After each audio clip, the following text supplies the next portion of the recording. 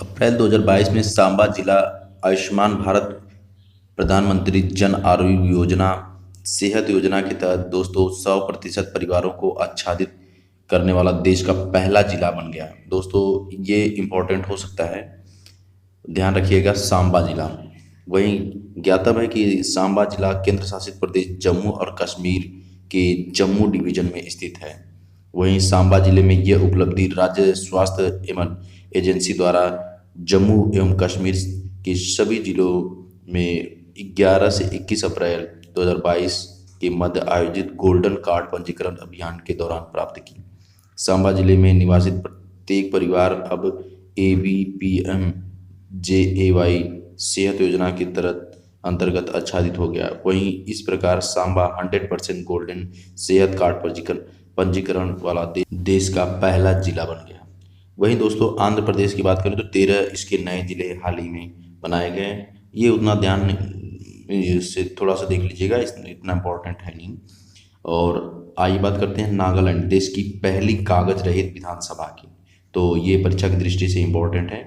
राष्ट्रीय ई विधान application digital विधानसभाओं को मूर्त रूप देने के लिए एक मिशन मोड परियोजना है। इसका उद्देश्य देश की सभी विधानसभाओं की कार्य प्रणाली को कागज रहित बनाना है।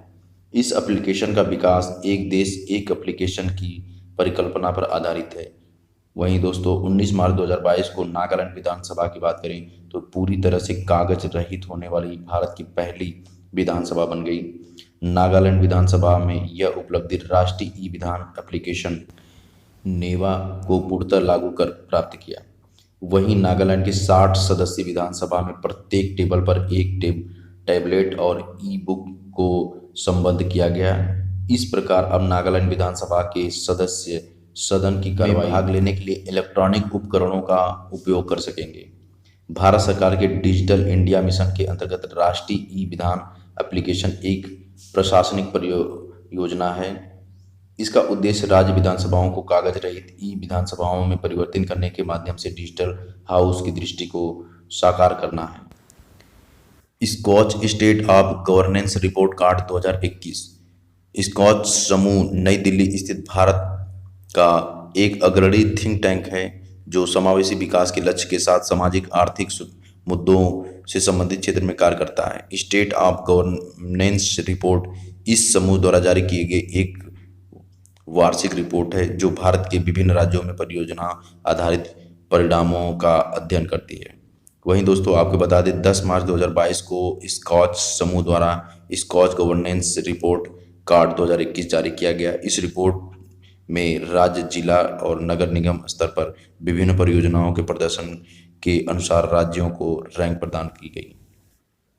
राज्यों को 4 श्रेणियों यथा स्टार, परफॉर्मर, कैचिंग अप तथा अन्य राज्यों के ऑर्डर स्टेट में विभाजित किया गया। शीर्ष 5 रैंक प्राप्त राज्यों को स्टार्स के रूप में वर्गीकृत किया गया। वहीं आंध्र प्रदेश, पश्चिम बंगाल, उड़ीसा, गुजरात, महाराष्ट्र 2021 में स्टार राज्य थे। वहीं लगातार दूसरी वर्ष बात करें तो आंध्र प्रदेश शीर्ष स्थान प्राप्त किया है। तेलंगाना, उत्तर प्रदेश, मध्य प्रदेश, असम, हिमाचल प्रदेश को परफॉर्मर का दर्जा दिया गया है। वहीं 2021 में उत्तर प्रदेश 7वें स्थान में 6वां स्थान पर था। वहीं कैचिंग अप श्रेणी की बात करें तो बिहार, हरियाणा, जम्मू कश्मीर, छत्तीसगढ़, राजस्थान शामिल हैं। बात करें 5 राज्यों की विधानसभा चुनाव 2022 की तो दोस्तों भारतीय संविधान के 6ठे भाग में अनुच्छेद 168 से 212, इसको याद कर लीजिएगा, 168 से 212 राज्य विधानमंडल के संगठन, गठन, कार्यकाल और प्रक्रियाओं, विशेषकर शक्तियां आदि पर का प्रावधान है। अनुच्छेद 168 की बात करें तो इसके अनुसार प्रत्येक राज्य का राज्य विधानमंडल होता है जो राज्य विधानसभा राज्यपाल से मिलकर बनता है। आपको बता दें कि कुछ राज्यों में विधानसभा विधान परिषद के साथ द्विसदनीय व्यवस्था भी मौजूद है। इसके साथ ही संविधान में विधानसभा की सदस्य संख्या अधिकतम बात करें तो 500 और न्यूनतम की बात करें तो दोस्तों 60 हो सकती है। ये 2019 या 20 में ये पूछा था, तो इसको ध्यान से देख लीजिएगा। हालांकि सिक्किम की बात करें तो 32, मिजोरम 40, गोवा 40 इसके प्रावधान के कुछ अपवाद हैं। वहीं 10 मार्च 2022 को भारत निर्वाचन आयोग द्वारा 5 राज्यों की बात करें तो विधानसभा चुनाव परिणाम जारी किया गया। इनमें बात करें तो सीक्वेंस वाइज आप लोग देख लीजिएगा, पंजाब, गोवा, उत्तराखंड, मणिपुर और उत्तर प्रदेश शामिल था। पंजाब की बात करें तो 15वीं पंजाब विधानसभा कार्यकाल की समाप्ति की तिथि 23 मार्च 2022 निर्धारित की गई और जिसके चलते 20 फरवरी 2022 को राज्य के एक चरण में चुनाव संपन्न हुआ। राज्यों में विधानसभा निर्वाचन क्षेत्रों की कुल संख्या 117 है और इसमें आम आदमी पार्टी को 42.01 मत के प्रतिशत के साथ 117 सीटों में 92 सीटें प्राप्त हुई और 16 मार्च 2022 को भगवंत मान आम आदमी पार्टी के पंजाब के मुख्यमंत्री के रूप में शपथ लिए। आम आदमी पार्टी देश की एकमात्र ऐसी क्षेत्रीय पार्टी बन गई जो 2 राज्यों संघ शासित क्षेत्रों में दिल्ली और पंजाब में सत्तारूढ़ है। वही बात करें गोवा की तो दोस्तों गोवा विधानसभा के कार्यकाल की समाप्ति की तिथि 15 मार्च 2022 को निर्धारित थी। 14 फरवरी 2022 को गोवा के सभी 40 विधानसभा सीटों पर चुनाव संपन्न हो गए। चुनाव परिणाम की बात करें तो दोस्तों भारतीय जनता पार्टी को 33.31% मतों के साथ सर्वाधिक 20 सीटें जीतने में कामयाबी मिली। वहीं 28 मार्च 2022 को लगातार दूसरे कार्यकाल में प्रमोद सावंत को गोवा का मुख्यमंत्री पद की शपथ ली। वहीं बात करें उत्तराखंड की तो दोस्तों उत्तराखंड विधानसभा के कार्यकाल की समाप्ति तिथि 23 मार्च 2022 को निर्धारित थी। इसके चलते विधानसभा के गठन हेतु 14 फरवरी 2022 को एक चरण में चुनाव संपन्न हो गया। वहीं आपको बता दें कि राज्य की विधानसभा निर्वाचित क्षेत्रों में कुल संख्या 70 है। चुनाव परिणाम के अनुसार राज्य में भारतीय जनता पार्टी को 70 सीटों में 47 सीटों जो 44.33% वोट पाने में सफल रही।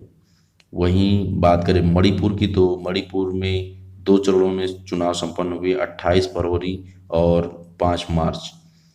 और बता दें दोस्तों कि मणिपुर में पिछली विधानसभा का कार्यकाल 19 मार्च 2022 को समाप्त हो गया। राज्य में विधानसभा निर्वाचन क्षेत्रों की कुल संख्या 60 है। चुनाव परिणाम के तहत भारतीय जनता पार्टी को सर्वाधिक 32 सीटें जो 37.83% वोट पाने में सफल रही। वहीं बात करें उत्तर प्रदेश की तो दोस्तों 18वीं विधानसभा चुनाव में 10 फरवरी से 7 मार्च तक 7 चरणों में संपन्न हुए। विदित है कि 7वीं विधानसभा के कार्यकाल समाप्ति 14 मई 2022 को निर्धारित थी। राज्य में विधानसभा निर्वाचन क्षेत्रों की कुल संख्या की बात करें तो दोस्तों 403 है, जिनमें 84 अनुसूचित जाति, 2 अनुसूचित जनजाति के लिए आरक्षित हैं। राज्य में भारतीय जनता पार्टी की बात करें तो दोस्तों 41.3% वोट पाने में कामयाब रही और इसे 403 सीटों में 255 सीटें मिली। वहीं साहिबाबाद क्षेत्र की बात करें दोस्तों भारतीय जनता पार्टी के उम्मीदवार सुनील कुमार शर्मा को सर्वाधिक 2,14,835 वोटों से जीत मिली। वहीं देश के विधानसभा चुनाव में सबसे बड़े अंतर से राष्ट्रीय रिकॉर्ड भी इन्होंने कायम किया। वहीं बात करें राहुल राजपूत और अंकित भारती की तो दोनों 25 सपा के विधायक हैं। 25 साल की उम्र में 18वीं विधानसभा में सबसे युवा विधायक हैं।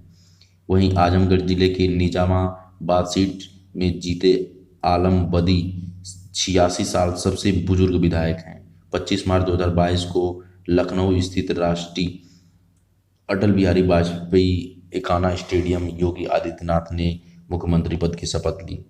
मुख्यमंत्री उत्तर प्रदेश में अपना 5 वर्षीय कार्यकाल पूरा करने के पश्चात पुनः कार्यकाल पाने शपथ ग्रहण करने वाले योगी आदित्यनाथ राज्य के प्रथम मुख्यमंत्री हैं।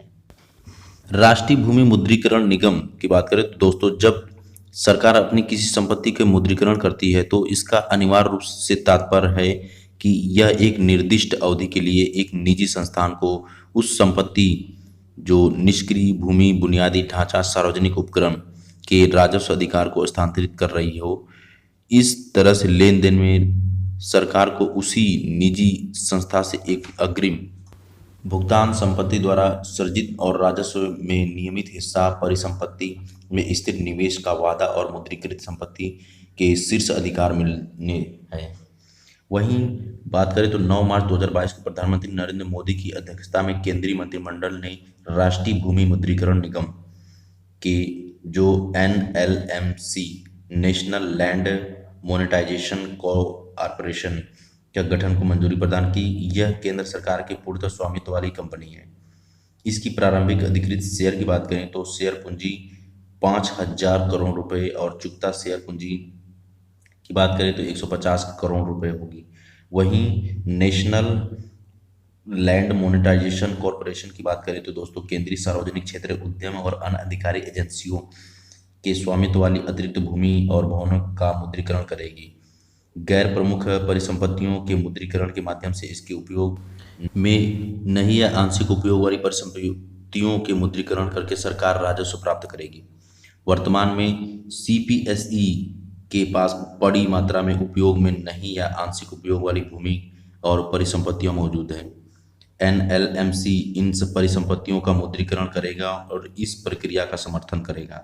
एनएलएमसी बंद हो चुके सीपीएसई और ऐसे सीपीएसई जो रणनीतिक और विनिवेश की प्रक्रिया में है से संबद्ध परिसंपत्तियों का स्वामित्व प्रदान करेगा, प्रबंध करेगा और मुद्रीकरण करेगा। एनएलएमसी और सीपीएसईएस की बात करें तो अन्य सरकारी कंपनियों को परामर्श व समर्थन प्रदान करेगा ताकि वे अपनी प्रमुख परिसंपत्तियों की दक्षता की पहचान कर सके, उनका मुद्रीकरण कर सके और अधिकतम मूल्य प्राप्त कर सके। वहीं बात करें सघन मिशन इंद्रधनुष 4.0 की तो दोस्तों 25 दिसंबर 2014 को भारत सरकार ने सभी बच्चों और गर्भवती महिलाओं को तीव्रता से संपूर्ण टीकाकरण कवरेज प्रदान करने एवं प्रतिरक्षण कार्यक्रम को मजबूत बनाने के लिए मिशन इंद्रधनुष की शुरुआत की। और आपको बता दें कि 8 अक्टूबर 2017 को प्रधानमंत्री नरेंद्र मोदी जी ने सघन मिशन इंद्रधनुष का शुभारंभ किया था। टीकाकरण कार्यक्रम को अधिक सघन और घनीभूत बनाने के उद्देश्य से इसकी शुरुआत की गई थी। देश में नियमित टीकाकरण कवरेज को बढ़ावा देने के लिए दिसंबर 2019 से मार्च 2020 के मध्य संचालित किया। सघन मिशन इंद्रधनुष 3.0 को 22 फरवरी 2021 से 22 मार्च 2021 के मध्य 15-15 दिनों के दौर में संचालित किया गया है। मिशन के तहत देश के सभी जिलों में 90% पूर्ण टीकाकरण कवरेज प्राप्त करने का लक्ष्य निर्धारित किया गया है। वही दोस्तों आपको बता दें कि 7 फरवरी 2022 को केंद्रीय स्वास्थ्य और परिवार कल्याण मंत्री सघन मिशन इंद्रधनुष 4.0 का शुभारंभ किया। इस मिशन के 3 दौरे में संचालित किया गया। वहीं IMI 4.0 की बात करें तो 33 राज्यों केंद्र शासित प्रदेशों में 416 जिलों आज़ादी का अमृत महोत्सव हेतु चिन्हित 75 जिलों में संचालित किया गया। मिशन के प्रथम दौर में 11 और तृतीय दौर में 22 राज्य और केंद्र शासित प्रदेश शामिल हैं। मिशन का फोकस मुख्यतः सार्वभौमिक टीकाकरण की दिशा में स्थायी लाभ प्राप्त करने में योगदान देना, कोविड-19 महामारी के चलते नियमित टीकाकरण की धीमी गति बढ़ने में तेजी लाना।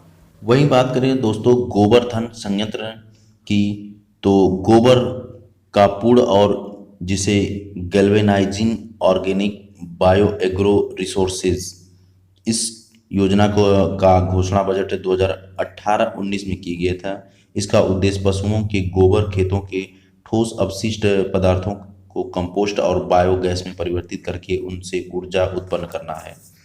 वहीं दोस्तों आपको बता दें 19 फरवरी 2022 को प्रधानमंत्री नरेंद्र मोदी ने इंदौर में गोबरधन जो बायो CNG संयंत्र का उद्घाटन किया।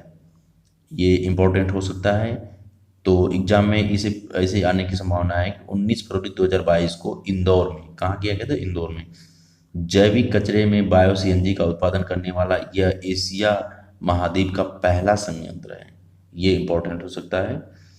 और यह संयंत्र स्वच्छ भारत मिशन 2.0 के तहत कचरा मुक्त शहरों के निर्माण के उद्देश्य के अनुरूप है। यह संयंत्र सार्वजनिक निजी भागीदारी पर आधारित है। परियोजना को लागू करने हेतु विशेष प्रयोजक वाहन के रूप में Indore clean energy private limited को स्थापित किया गया। इस संयंत्र प्रतिदिन 550 टन गीले जैविक कचरे को उपचारित करने में सक्षम है। इस संयंत्र की बात करें तो इसके माध्यम से प्रतिदिन लगभग 17,000 किलोग्राम CNG व 100 टन जैविक खाद को उत्पादन होने की उम्मीद है। यह संयंत्र शून्य लैंडफिल मॉडल पर आधारित है। इसमें कोई अपशिष्ट उत्पन्न नहीं होगा। इसके साथ ही कई पर्यावरणीय लाभ जैसे ग्रीन हाउस गैस उत्सर्जन में कमी, उर्वरक के रूप में जैविक खाद के साथ हरित ऊर्जा प्राप्त करने में भी मदद मिलेगी। वहीं अन्य बात करें तो दोस्तों, ऊपरी भद्रा परियोजना को राष्ट्रीय परियोजना का दर्जा दिया गया। दोस्तों, ऊपरी भद्रा परियोजना कर्नाटक में कार्यान्वित हो रही एक प्रमुख लिफ्ट सिंचाई परियोजना है। कर्नाटक सरकार ने इसे 16 फरवरी 2022 को घोषणा की कि केंद्र द्वारा इस परियोजना को राष्ट्रीय परियोजना का दर्जा प्रदान किया गया, जिसके चलते परियोजना को केंद्र से लगभग 60% वित्तीय सहयोग प्राप्त होगा। वहीं आपको बता दें कि राष्ट्रीय दर्जा प्राप्त करने वाली कर्नाटक की यह पहली परियोजना है। इस परियोजना का उद्देश्य चित्रदुर्ग, चिकमंगलुरु, दावणगेरे और तुमकुरू के सूखाग्रस्त जिलों में खरीफ मौसम के अस्थायी सिंचाई सुविधा को प्रदान करना है। इसके साथ ही सूखाग्रस्त जिलों में सूक्ष्म सिंचाई और 2.25 लाख हेक्टेयर सीमा तक सिंचाई करने की योजना है। इस परियोजना की बात करें तो दोस्तों 2 चरणों में पूर्ण किया जा रहा है। परियोजना के तहत तुंगा नदी से भद्रा जलाशय 17.40 हजार मिलियन क्यूबिक टीएमसी, भद्रा जलाशय से अज्जमपुरा सुरंग जो 29.90 टीएमसी पानी ठहरने की पूरी परिकल्पना है। वहीं बात करें तो 7.039 किलोमीटर लंबी अज्जमपुरा सुरंग का निर्माण किया जाएगा। परियोजना का क्रियान्वयन की बात करें तो दोस्तों विश्वेश्वरैया जल निगम लिमिटेड द्वारा किया जा रहा है। बात करें स्माइल योजना की तो दोस्तों 12 फरवरी 2022 को नई दिल्ली में स्माइल योजना को लॉन्च किया गया। इस योजना को सामाजिक न्याय और अधिकारिता मंत्रालय द्वारा लॉन्च किया गया। स्माइल का पूर्ण रूप है आजीविका और उद्यम के लिए वंचित व्यक्तियों की सहायता। वहीं दोस्तों बता दें कि यह एक केंद्रीय क्षेत्र की योजना है। इस योजना का ट्रांसजेंडर समुदाय और भीख मांगने के कार्य में संलग्न लोगों को कल्याणकारी उपाय प्रदान करना। इस योजना के अंतर्गत 2 उप योजनाएं भी शामिल की गई हैं। इसमें ट्रांसजेंडर व्यक्तियों के कल्याण हेतु व्यापक पुनर्वास के लिए केंद्रीय क्षेत्र की योजना। वहीं बात करें भीख मांगने की तो इसके कार्य में संलग्न व्यक्तियों को व्यापक पुनर्वास के लिए भी केंद्रीय क्षेत्र की योजना। मंत्रालय ने इस योजना के लिए 2021-22 से 2025-26 तक की अवधि हेतु 365 करोड़ रुपए आवंटित किए हैं। वहीं ट्रांसजेंडर व्यक्तियों के कल्याण के लिए योजना के घटक की बात करें तो दोस्तों ट्रांसजेंडर छात्रों के लिए छात्रवृत्ति, कौशल विकास और आजीविका मिशन और समग्र चिकित्सा देखभाल, गरिमागिरी के रूप में आवास, ट्रांसजेंडर सुरक्षा प्रकोष्ठ का प्रावधान और ई सेवाएं, राष्ट्रीय पोर्टल, हेल्पलाइन, विज्ञापन आदि अन्य कल्याणकारी उपाय। वहीं भीख मांगने के कार्य में संलग्न व्यक्तियों की बात करें तो दोस्तों इनके पुनर्वास का फोकस किया गया है जो निम्न प्रकार से सर्वेक्षण और पहचान करना, लामबंदी, बचाव आश्रय गृह, व्यापक पुनर्वास। वहीं दोस्तों अटल सुरंग की बात करें तो जो विश्व की सबसे लंबी सुरंग है। आपको बता दें कि 26 मई 2002 को तत्कालीन प्रधानमंत्री अटल बिहारी वाजपेयी ने अटल सुरंग की आधारशिला रखी थी। इस सुरंग का पूर्व नाम रोहतांग सुरंग था, जो 24 दिसंबर 2019 को भूतपूर्व प्रधानमंत्री अटल बिहारी वाजपेयी के सम्मान में इसका नाम अटल टनल रखने का निर्णय लिया गया। वहीं दोस्तों आपको बता दें प्रधानमंत्री नरेंद्र मोदी ने 3 अक्टूबर 2020 को रोहतांग में अटल टनल का उद्घाटन किया था। 9 फरवरी 2022 को अटल सुरंग को वर्ल्ड बुक ऑफ रिकॉर्ड में शामिल किया गया। वर्ल्ड बुक ऑफ रिकॉर्ड में इस सुरंग को 10,000 फीट जो 3,000 मीटर से अधिक ऊंचाई पर निर्मित बात करें तो विश्व की सबसे लंबी राजमार्ग सुरंग के रूप में प्रमाणित किया गया। वहीं इस सुरंग के निर्माण में सड़क संगठन BRO द्वारा इसका निर्माण किया गया। वहीं अटल सुरंग की लंबाई की बात करें तो दोस्तों 9.02 किलोमीटर है। यह घोड़े की नाल के आकार के डबल लेन टनल है। इसकी ऊंचाई की बात करें तो दोस्तों 5.525 मीटर है। वहीं सुरंग की बात करें दोस्तों 10.5 मीटर चौड़ी है। अटल टनल हिमालय की पीर पंजाल श्रृंखला में अवस्थित रोहतांग दर्रे से गुजरती है और यह पूरे हिमाचल प्रदेश की मनाली को लाहौल स्पीति से जोड़कर रखती है, जो पहले बर्फबारी की वजह से लगभग 6 महीने तक अलग थलग पड़ जाता था। वहीं बात करें तो दोस्तों विश्व की पहली टनल है जो 4G कनेक्टिविटी मुहैया कराई गई है। यह सुरंग सामरिक तौर पर काफ़ी अहम है क्योंकि इसके परिचालन से सड़क मार्ग से मनाली और लेह के बीच की दूरी 46 किलोमीटर की कमी आई।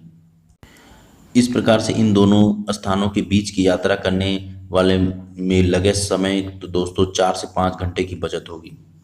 T49 सुरंग की बात करें तो दोस्तों जम्मू कश्मीर को एक वैकल्पिक विश्वसनीय परिवहन प्रणाली उपलब्ध कराने के उद्देश्य से भारत सरकार ने उधमपुर से बारामूला तक 272 किलोमीटर लंबी रेलवे लाइन का निर्माण की योजना की तैयार की है।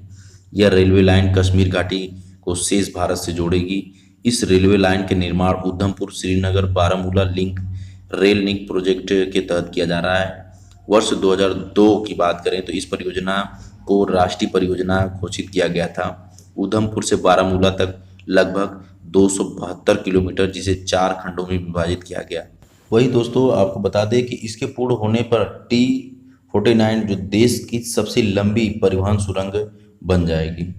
वर्तमान में बनिहाल काजीगुंड खंड पर स्थित पीर पंजाल सुरंग भारत की सबसे लंबी परिवहन सुरंग है। पीर पंजाल सुरंग की लंबाई की बात करें तो दोस्तों 11.215 किलोमीटर है। वहीं बात करें T49 सुरंग की तो दोस्तों NATM new Austrian tunnelling method द्वारा किया गया। वहीं स्टैचू ऑफ इक्वलिटी की बात करें तो दोस्तों इससे एक क्वेश्चन आने की पूरी संभावना है।